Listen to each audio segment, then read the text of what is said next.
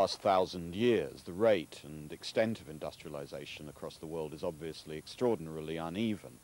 And I think if we're looking for factors that might explain many of those differences, a really important area to look at is the military, warfare, the technology of violence.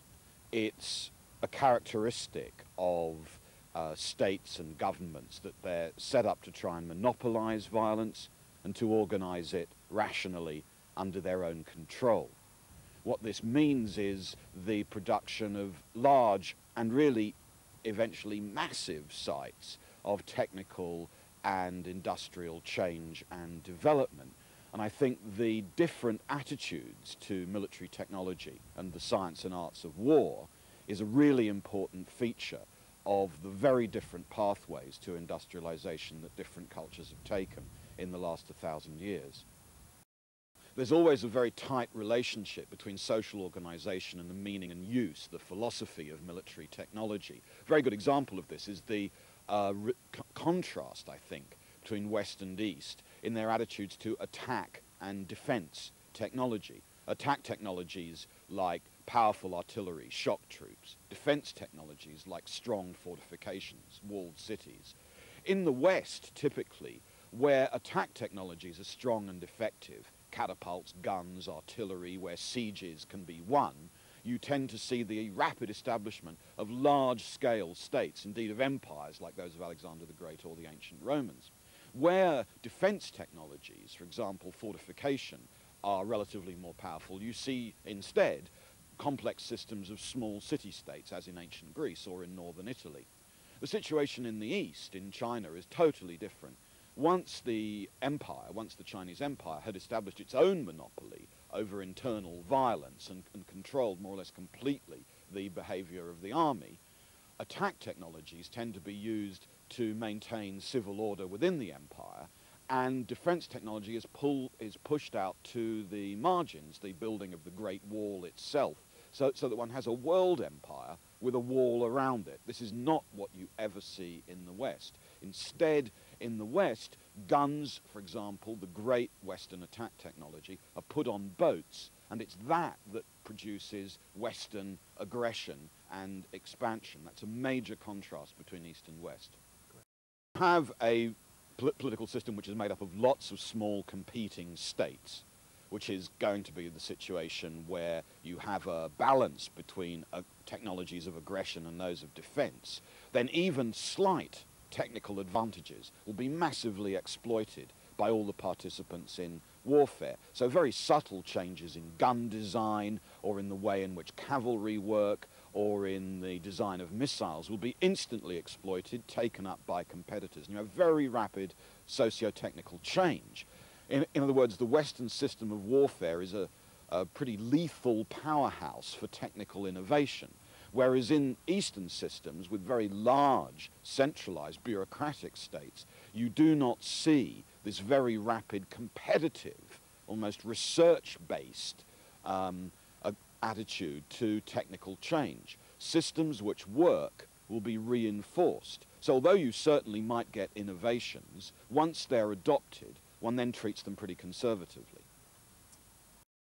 So there's a great contrast, roughly speaking, between competitive and command military economies, where in the West, by and large, the intensity of military, economic and political competition between small states of roughly the same size meant that even the most subtle advantage would be adopted and could not then be abandoned. It was too risky and too expensive.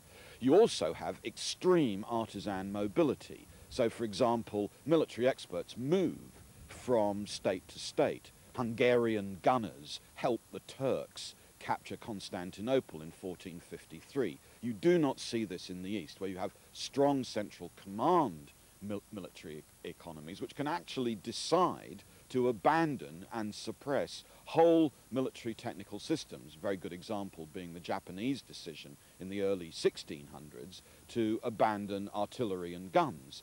So there's an enormous contrast between the rapidity in the West at which innovations are taken up and then the irreversibility of those advances. You simply can't then give up these small technical changes. And what we see in the West, which is certainly massive innovations, but they're not done for competitive reasons, and the whole process of innovation can be reversed by the command of the state.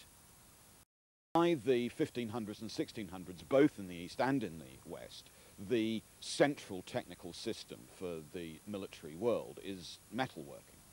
And what that means in the West, and this is a very familiar story, is that you get these really large-scale foundry systems, extraction of iron and coal, and so on. What that meant then was the assemblage of very large numbers of skilled artisans and really huge industrial complexes rather early in the development of Western industrialization. What you don't see in the East is that vast concentration of expertise, not simply in a few central sites where the state is going to arm and equip its troops, but across the whole of society. And I think what that meant was a major contrast, which becomes dramatic by the 1500s and 1600s, between the rate and intensity of Western technical change and the relative conservatism of the Eastern regimes. One of the things that goes along with intense investment in military technology by the state is urbanization, because the techniques of military production by the 1500s and 1600s are clearly mainly urban, and they involve the assembling in large areas of really significant groups of artisans with major technical skills in metalworking and in chemistry, for example. If a particular military technology at that stage is then abandoned or indeed suppressed and banned, what this does is to throw military workers back into the agricultural sector, and the urbanization of technology can be thrown into reverse. Certainly it can be stopped. And that clearly has major implications for the skill base and the rate of exchange of technological innovations in the two different areas. In the West, the rate of change is what starts to become impressive by the 1600s, as well as its intensity. Whereas in the East, the decisions to abandon or suppress certain kinds of military technology mean that you get a relatively static and relatively conservative socio-technical system. I think one of the really distinctive features of the competitive Western system of rationalized violence, of military technology, is the way in which very quickly it puts together new military systems. A very good example of this is the way in which the Western boats of the 1400s, 1500s begin to carry guns. And it's the gunboat which becomes the key symbol of Western imperial aggression. And that combination of really very large guns, heavier than you could handle on land, being carried on boats across the world, is a really good example of the way in which an ingenious systems building tradition starts to develop in the West. Another very good example of that, again involving artillery, is in the 18th century, when in France and in the other main European military powers, new systems of gunnery design and control with standardized and interchangeable parts, with the production of vast numbers of cannon which will be absolutely identical one with another, means that all of a sudden the accuracy and efficiency of large artillery corps increases out of all recognition. And this is why 1 million people are going to die during the Napoleonic Wars, because of the amazing efficiency of this new artillery system.